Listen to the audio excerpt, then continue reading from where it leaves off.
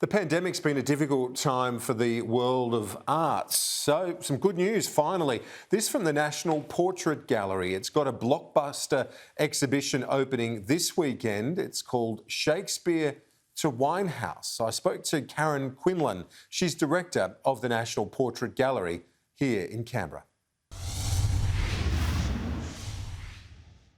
Karen Quinlan, director of the National Portrait Gallery. Thanks for your time. This wonderful new exhibition, Shakespeare to Winehouse, it's described as a once-in-a-lifetime opportunity to see it in this country. Why is that?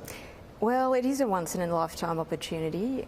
These works do not travel all the time, and in fact, with the Portrait Gallery in London closed at the moment and refurbishing, it's a really wonderful opportunity to see these works together, and a selection of 84 works that are the iconic pieces from that collection. So why is it called Shakespeare to Winehouse? Why those two characters in particular? Well, I think I invented the name because I felt that Shakespeare spoke to the historical the historical aspects of the exhibition, and Amy Winehouse really because it's such a contemporary story. Sometimes when you bookend things, you can actually leave it to the imagination to sort of think about what's in between, and you've got a number of centuries in between. So it's not chronological? No, absolutely not. It's actually by theme. So we focus on fame, we focus on power, love and loss, innovation. So it covers themes. So you're not actually looking at a chronological history of the collection or of British history. And I think with themes you have works side by side that are centuries apart, decades apart, but they actually have one theme in common, which is the concept of the genre of portraiture, and that links them. And so I think for people coming into the exhibition, they're going to see different approaches by artists.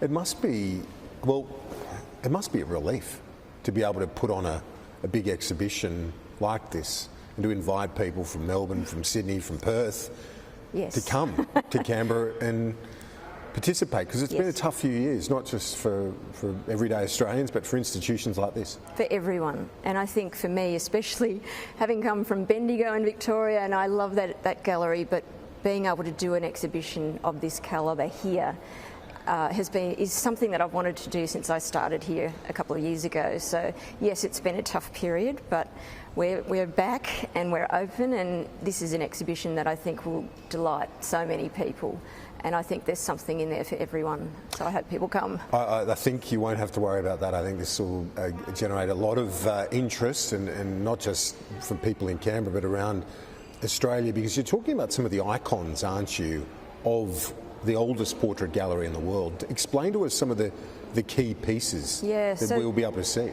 Absolutely. The Portrait Gallery in London was established in 1856. It is the oldest collection of a dedicated gallery of portraiture about people, about history. And so these iconic works, the very first acquisition in the collection was the portrait of William Shakespeare. It's, I suppose... So that'll be here? It'll be here. It is here. It's actually, in there. It's wonderful. And it's a very unassuming portrait. It's there's just enough light on his face. You see the earring. It's delicately done, and it was painted by one of his contemporaries. Of course, Shakespeare at the time wasn't well known as he is now, so we know that people have high regard for him. He's a literary hero, really, in terms of history, and so it's a really significant work. And then, of course, let's talk about Amy Winehouse. What an incredible short career, what a tragic end. And this portrait by Marlene Dumas is a really interesting sort of snapshot, if you like, or cropped version of Amy Winehouse. Very similar to the sorts of snapshots that the paparazzi may have taken at the time. And it's a small work, again, unassuming work, but quite powerful. And so we're delighted to have those two, and of course there are more. We cross centuries. What else should we keep an eye out for? What are a couple of other important ones in there? If you're interested in the history of the royal family going right back to the Tudor period, you have Henry VIII, you have Queen Elizabeth I. You also have Queen Elizabeth II, there's a wonderful hologram by Chris Levine and Rob Munday, which is beautiful.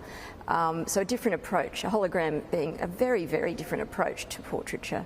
But as well as that, we have, I'm trying to think of the images that I gave you at this point in time, but you know, you have literary heroes, you have science covered, you have the arts, you have military history, so leadership.